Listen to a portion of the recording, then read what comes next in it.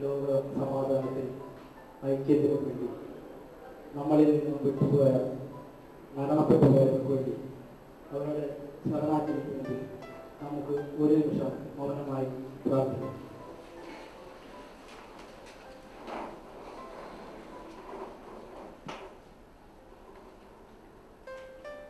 സ്വാഗതം ആശംസിക്കുന്ന സെക്രട്ടറി അഷറഫ് അമ്പലത്തിനെ ക്ഷണിക്കും. സഹോദരായ എൻ്റെ നാട്ടുകാരെ, സുഹൃത്തുക്കളെ, വേദിയിൽ ഇരിക്കുന്ന എൻ്റെ ജ്യേഷ്ഠ സഹോദരനായ ഡേവിസ്, നമ്മുടെ പ്രസിഡന്റ് അവർകളെ ഞാൻ ആദ്യമായി സ്വാഗതം ചെയ്തുകൊള്ളുന്നു.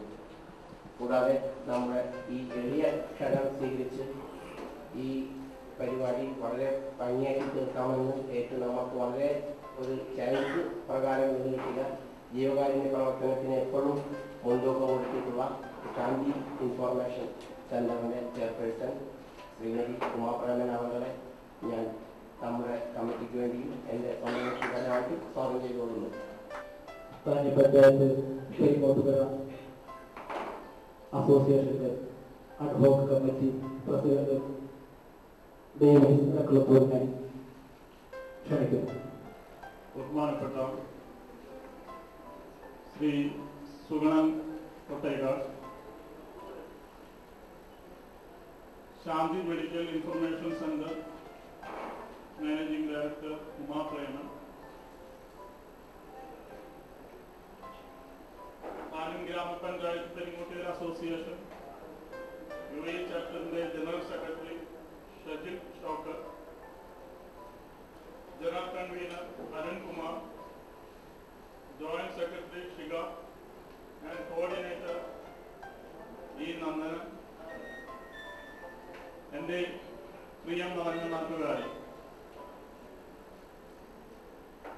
വളരെ സന്തോഷത്തോടു കൂടിയാണ് ഞാൻ ഇന്ന് നിങ്ങളെ കാണുന്നത്, അല്ലെങ്കിൽ നിങ്ങളുടെ മുമ്പിൽ നിൽക്കുന്നത്.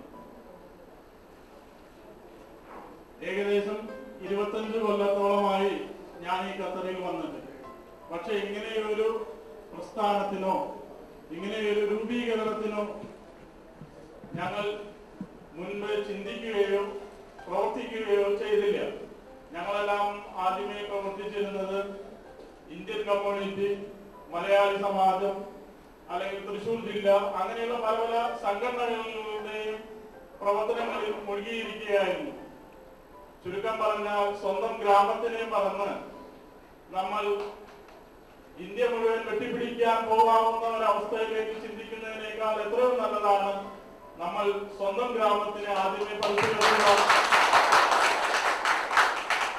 അടുത്തത് നമ്മുടെ മുഖ്യ ചടങ്ങായ ഉദ്ഘാടന ചടങ്ങാണ്.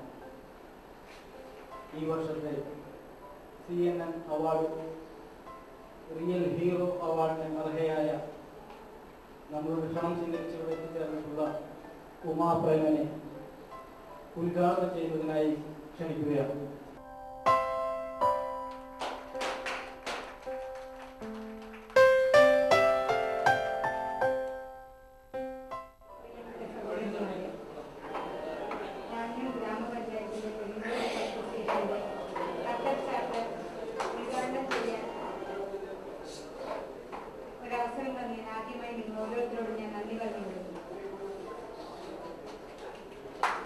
ഒരുപാട് പ്രവർത്തനങ്ങൾ തുടങ്ങാൻ ആഗ്രഹിച്ച് തുടക്കമെന്ന രീതിയിൽ കുറച്ചാളുകളെ എഴുതുമെന്ന് വിഷമിച്ച് പ്രസിഡന്റ് പറഞ്ഞു. ആദ്യം നമ്മുടെ സെക്രട്ടറിയും പറഞ്ഞു നമ്മൾ കുറച്ചാളുകളെ എഴുതുമെന്ന്.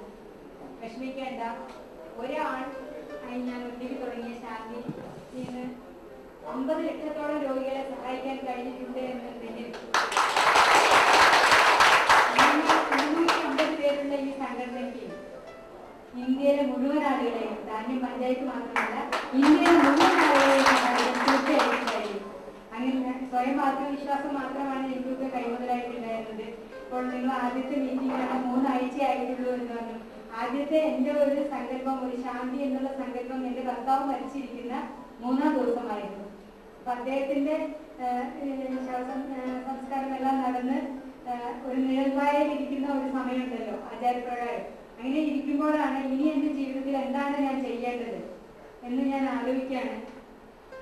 സാമാന്യ ഭേദപ്പെട്ടവർ 70 ലക്ഷം രൂപയുടെ 97 എന്റെ കയ്യിലുണ്ട്, ഇത് ബാങ്കിൽ ഇട്ടാൽ അത്ര പലിശ കിട്ടും, ഇത്ര പലിശ കിട്ടുമെന്നൊക്കെ പല ആളുകളും പറയുന്നുണ്ട്. വീടൊക്കെ വെച്ചിട്ടുള്ള കാശാണ്.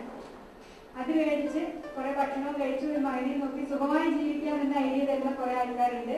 പിന്നെ എന്തെല്ലാം ചെയ്യാം ബിസിനസ് എന്നതിനെ കുറിച്ച് പറഞ്ഞ് മനസ്സിലാക്കാനുണ്ട്. പലതും പറയുന്നുണ്ടെങ്കിലും എനിക്ക് സ്വയമായിട്ട് എന്താണ് ചെയ്യാൻ കഴിയുക, എന്റെ സമൂഹത്തിന് വേണ്ടി എന്താണ് ചെയ്യാൻ കഴിയുക എന്ന് ഞാൻ ആലോചിച്ച് 15 ദിവസം കഴിഞ്ഞപ്പോൾ, അതായത് 16 അടിയന്തരവും കഴിഞ്ഞു കഴിഞ്ഞപ്പോൾ ഞാൻ എടുത്ത തീരുമാനമാണ് ഈ പൈസ എല്ലാം നമ്മുടെ നാട്ടിലെ പാവപ്പെട്ട ആളുകൾക്ക് ചികിത്സക്കായി മാറ്റി വയ്ക്കുക. ഇത് 1 രൂപ പോലും എന്റെ മകന്റെ പേരിലോ എന്റെ പേരിലോ ബാങ്കിലിടാതെ ഈ പൈസ മുഴുവൻ നമ്മുടെ നാട്ടിലെ വിഷമിക്കുന്ന ജീവൻ നിലനിർത്താൻ വേണ്ടി നെട്ടോട്ടം ഓടുന്ന ഒരുപാട് രോഗികൾക്ക് ഒരു ആശ്വാസത്തിന് വേണ്ടി മാറ്റിവെക്കുക. അങ്ങനെ ഒരു തീരുമാനമെടുക്കുകയും 15 ദിവസം കഴിഞ്ഞപ്പോൾ തന്നെ ഡൽഹി, ബോംബെ, കൽക്കട്ട എന്ന് പല സ്ഥലങ്ങളിലും ഒറ്റയ്ക്ക് യാത്ര ചെയ്ത് ഈ ഇൻഫർമേഷൻ എല്ലാം കളക്ട് ചെയ്ത് ശാന്തി മെഡിക്കൽ ഇൻഫർമേഷൻ സെന്റർ, ശാന്തി എന്ന് പറഞ്ഞാൽ നിത്യശാന്തി, രോഗശാന്തി, മനഃശാന്തി, അതാണ് അതിന്റെ ഉദ്ദേശം. എല്ലാ ഇൻഫർമേഷനും കളക്ട് ചെയ്തിട്ടാണ് 3 മാസം കഴിഞ്ഞപ്പോൾ ശാന്തി മെഡിക്കൽ ഇൻഫർമേഷൻ സെന്റർ എന്നൊരു സ്ഥാപനം തുടങ്ങുന്നത്. ഏത് രോഗത്തിന് എവിടെ ചികിത്സ കിട്ടും, ആരെയാണ് സമീപിക്കേണ്ടത്, നമ്മൾക്ക് വരുന്ന ഒരു അസുഖത്തിന് ചികിത്സാ ചെലവ് എത്രയാണ് വരിക, കയ്യിൽ കാശ് ഉണ്ടെങ്കിലല്ലേ ചികിത്സിക്കണോ വേണ്ടയോ എന്നുള്ളത് തീരുമാനിക്കാൻ പറ്റുള്ളൂ. എല്ലാവരും പറഞ്ഞു ഏതെങ്കിലും ഒരു ആശുപത്രിയിൽ പോയിട്ട് പിന്നെ മറ്റുള്ളവരുടെ കയ്യിലെ പൈസ നമ്മൾ പ്രതീക്ഷിക്കുന്നതിനേക്കാൾ നല്ലത് നമ്മളുടെ ചികിത്സയെ കുറിച്ച് നമുക്കൊരു അറിവുണ്ടാവുക. അല്ലെങ്കിൽ നമ്മളെ സഹായിക്കാൻ കേന്ദ്ര സർക്കാർ സ്ഥാപനങ്ങൾക്ക് പ്രൈം മിനിസ്റ്റർക്ക് എത്ര രൂപ നമുക്ക് ഫണ്ട് തരാൻ പറ്റും, മുഖ്യമന്ത്രിക്ക് എത്ര രൂപ തരാൻ പറ്റും, പല ചാരിറ്റബിൾ സൊസൈറ്റിയിൽ അവർക്കെല്ലാം എത്ര രൂപ തരാൻ പറ്റും, ഇങ്ങനെയുള്ള ഇൻഫർമേഷൻ കൊടുക്കുക. അങ്ങനെയാണ് ശാന്തി തുടങ്ങുന്നത്.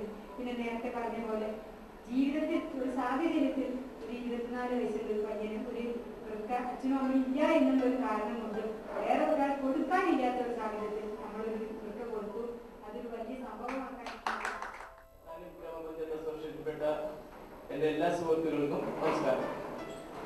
വളരെയധികം സന്തോഷവും ചാരിതാർത്ഥ്യവും തോന്നുന്ന ഒരു നിമിഷമാണ് ഇപ്പോൾ കടന്നു പോയത്. കാരണം വെറും 3-4 വർഷം മുമ്പ് യുഎഇയിൽ തുടങ്ങിയ നമ്മുടെ താനി ഗ്രാമപഞ്ചായത്ത് തൊഴിലാളി അസോസിയേഷന്റെ ഒരു ശാഖ, ഖത്തറിലെ ശാഖ ഉണ്ടാക്കാൻ കഴിഞ്ഞ ഈ നിമിഷം ഒരു ചരിത്ര ലിപികളിൽ എഴുതി വയ്ക്കണമെന്ന് എനിക്ക് തോന്നുന്നു. കാരണം ഈ ചുരുങ്ങിയ കാലയളവിൽ അതിന് നേതൃത്വം കൊടുത്താൽ ആവേശം കാണിച്ച് മുന്നോട്ട് വന്ന ശ്രീ ഡേവിസ് എടക്കഴിയൂരിനോടും ശ്രീ അഷ്റഫ് അബലിനോടും ഞാൻ പ്രത്യേകം നന്ദി പറയുന്നു. പ്രിയമുള്ള എൻ്റെ നാട്ടുകാർ, ഈ സംഘടനയുടെ ഇത്തരത്തിലുള്ള ഒരു രൂപീകരണത്തിന് തീർത്തും ആവേശകരമായത് ആ നാടിനോടുള്ള, നമ്മൾ കളിച്ച മണ്ണിനോടുള്ള, നമ്മൾ ജീവിച്ച ആ നാടിനോടും ആ പാടങ്ങളോടും ആ പ്രകൃതിയോടുമുള്ള ഓരോ മനുഷ്യന്റെയും സ്നേഹത്തിന്റെയും അതുമല്ലെങ്കിൽ ഗൃഹാതുരതയുടെ ആ വികാരങ്ങളാണ് ഈ സംഘടനയുടെ രൂപീകരണത്തിന്റെ പരമപ്രധാനമായ ലക്ഷ്യം. സുഹൃത്തുക്കളെ, ഞങ്ങൾ ഉറപ്പിച്ചു പറയുന്നു, ഈ സംഘടന കേവലം സാമ്പത്തിക ക്രിമിനലിന്റെ മേൽത്തട്ടിലുള്ള കോട്ടുകൾ മാത്രം ധരിച്ചു നടക്കുന്ന ഒരു ആധുനിക സാമ്പത്തിക ശാസ്ത്രത്തിന്റെ വക്താക്കളാക്കി തീർക്കുന്ന ഒരു പ്രവാസി സംഘടനയായി നിലനിൽക്കാൻ പാടുള്ളതല്ല.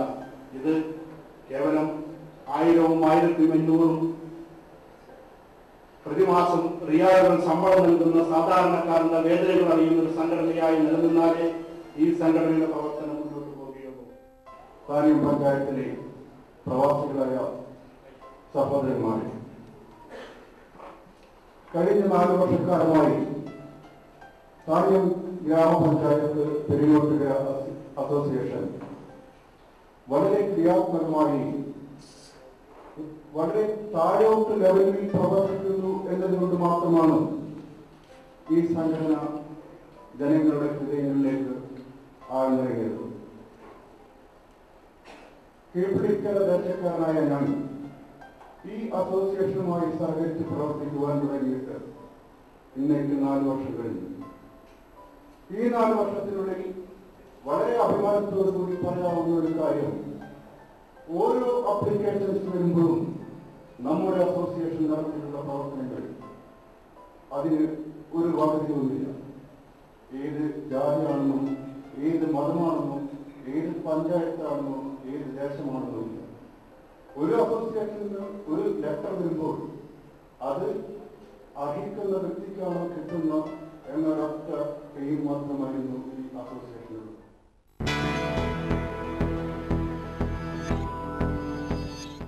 ഇന്നത്തെ എപ്പിസോഡ് വൈൻഡ് അപ്പ് ചെയ്യാൻ സമയമായി. അടുത്ത ആഴ്ച